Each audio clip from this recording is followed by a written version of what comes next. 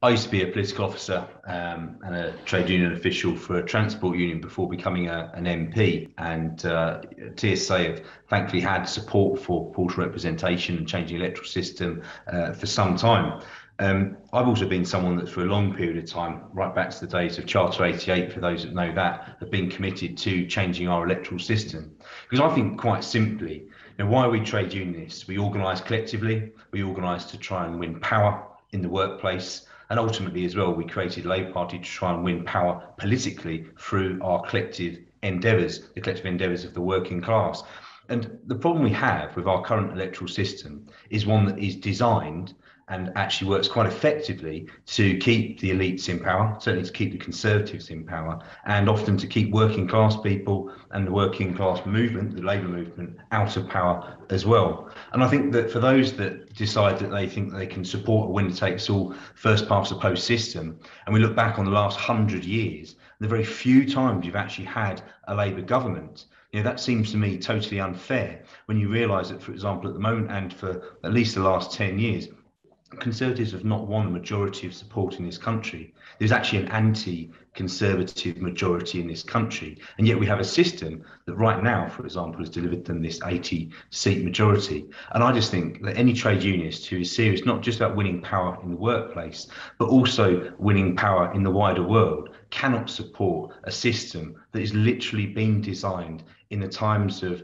hereditary peers, of barons, of feudal lords, to support a system like that that still keeps those very same people, and often, unfortunately, some of the very same families, still in power to this day. And, I was someone that was, I suppose, pretty committed on this kind of particular topic even before becoming an MP. But since becoming an MP over the last few years, I've been even more convinced of the need for radical democratic reform, not just electoral reform, but actually, a written constitution, reforming the House of Lords, and a whole range of other measures. Because actually, I feel that particularly at the moment, our government is undermining democracy itself, and it's so difficult to keep them held to account. We can do what we can. You'll see if you go on my Facebook page, some of the videos getting stuck into them. Many other MPs on a daily basis doing their very best to get stuck into the government and hold them to account. But the reality is they still have that 80-seat majority, one that's totally undeserved. And actually, a majority which the majority of working people in this country did not vote for. And I think that's the thing. Not all votes are equal. And look, I'm sitting here in my office in Ilford. I have a 25,000 majority. It's pretty unassailable, to be honest with you. But it isn't necessarily right on a point of principle of democracy that my constituents would find it just as difficult to hold me to account as they would if you went to a Tory shire county and had a 25,000 majority for a Conservative.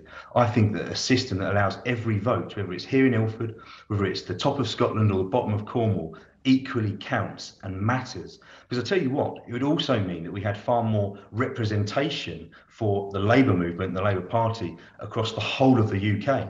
We don't have, for example, outside of perhaps potentially Stroud at the next election, and certainly Exeter, hardly any representation in the whole of southwest England outside of Bristol.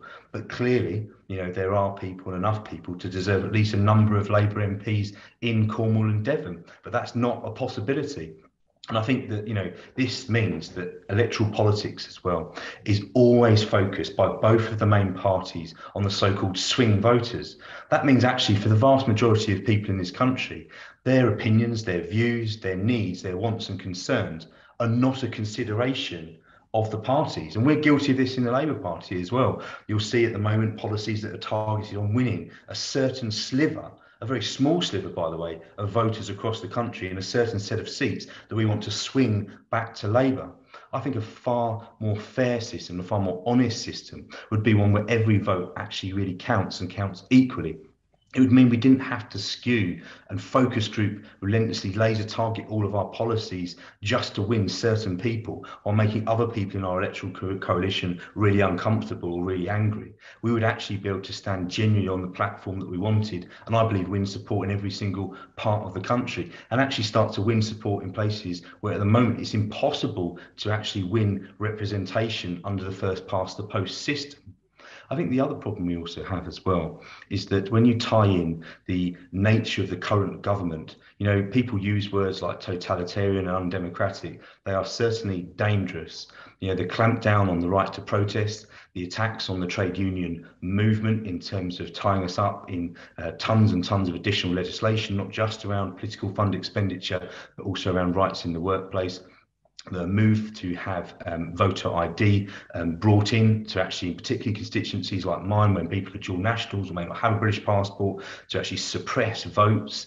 These are fundamentally the sort of reflexes of an anti-democratic government that's doing so much to undermine democracy itself, not just in the way they behave, but actually in the measures they're putting in place.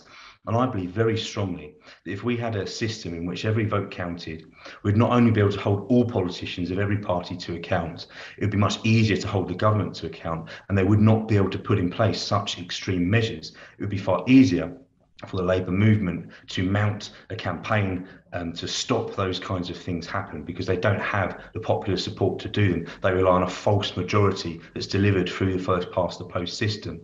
So really, just to finish, to say, if you're serious about changing the world, not just in your workplace, if you're serious about changing this country, if you're serious about actually electing a socialist government that will not just have one term or two terms, that could actually last, and maybe that will mean we have to have conversations about working with other progressive parties, that is definitely something we're going to have to consider. But it means that we keep the Tories out of power. Then you have to support the move to a more proportional electoral system. And finally, put in the bin for good a system that keeps the rich, keeps the elites, keeps the powerful in power.